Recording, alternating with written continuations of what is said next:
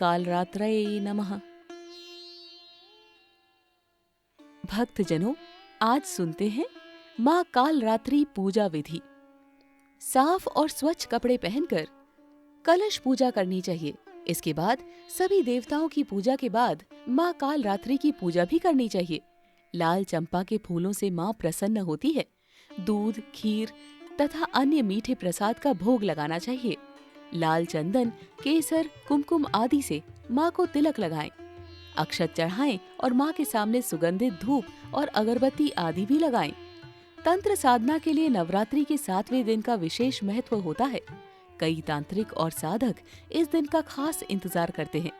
दानव, दैत्य, राक्षस, भूत, प्रेत आदि इनके स्मरण मात्र से ही भयभीत हो भाग जाते हैं। कालरात्रि ग्रह बाधाओं को भी दूर करने वाली है, अतः इनके उपासकों को अग्नि भय, जल भय, जंतु भय, शत्रु भय, रात्रि भय आदि कभी नहीं होते। इनकी कृपा से वह सर्वदा भय मुक्त हो जाता है। इस दिन माँ के पूजन से भूत प्रेत बाधा आदि भय मन से दूर होते हैं। दरिद्रता को दूर करने के लिए इस दिन गुड़ से बनी चीजों का भोग लगाकर प्रसाद वितरण करना चाहिए। माँ कालरात्रि व्रत कथा। दुर्गा जी का 7वां स्वरूप कालरात्रि है। इनका रंग काला होने के कारण ही इन्हें कालरात्रि कहते हैं। असुरों के राजा रक्त बीज का वध करने के लिए देवी दुर्गा ने अपने तेज से इन्हें उत्पन्न किया था। इनकी पूजा शुभ फलदायी होने के कारण इन्हें शुभंकारी भी कहते हैं। देवी कालरात्रि का शरीर रात के अंधकार की तरह काला है। इनके बाल बिखरे हुए हैं। इनके गले में विद्युत की माला है। इनके 4 हाथ हैं, जिसमें इन्होंने एक हाथ में कटार तथा एक हाथ में लोहे का कांटा धारण किया हुआ है। इसके अलावा इनके 2 हाथ वर मुद्रा और अभय मुद्रा में हैं। इनके 3 नेत्र हैं तथा इनके श्वास से अग्नि निकलती है। कालरात्रि का वाहन गर्दभ यानी गधा है। इस देवी के 3 नेत्र हैं। ये तीनों ही नेत्र ब्रह्मांड के समान गोल हैं। इनकी सांसों से अग्नि निकलती है। ये गर्दभ की सवारी करती है। ऊपर उठे हुए दाहिने हाथ की वर मुद्रा भक्तों को वर देती है। दाहिनी हाथ की वर मुद्रा भक्तों को वर देती है। दाहिनी तरफ का नीचे वाला हाथ अभय मुद्रा में है, जो भक्तों को हमेशा निडर, निर्भय रहने का वरदान देता है।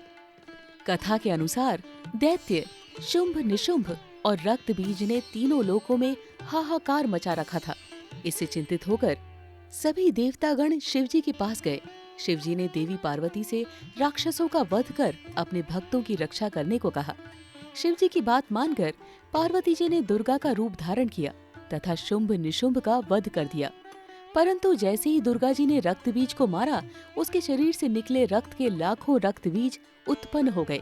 इसे देख दुर्गा जी ने अपने तेज से कालरात्रि को उत्पन्न किया। इसके बाद जब दुर्गा जी ने रक्त बीज को मारा तो उसके शरीर से निकलने वाले रक्त को कालरात्रि ने अपने मुख में भर लिया और सबका गला काटते हुए रक्त बीज का वध कर दिया। नवरात्रि के 7वें दिन इनकी पूजा और अर्चना की जाती है। इस दिन साधक को अपना चित्त भानु चक्र यानी मध्य ललाट में स्थिर कर साधना करनी चाहिए। भक्तों द्वारा इनकी पूजा के उपरांत उसके सभी दुख संताप भगवती हर लेती है, दुश्मनों का नाश करती है तथा मनोवांछित फल प्रदान कर उपासक को संतुष्ट करती है। सब बोलो जय माता दी। प्रिय भक्तजनों, उम्मीद करते हैं कि आपको ये कथा अत्यंत पसंद आई होगी। अगर आपको हमारी कथा पसंद है तो सब्सक्राइब करना ना भूलें। लाइक, कमेंट और शेयर अवश्य करें।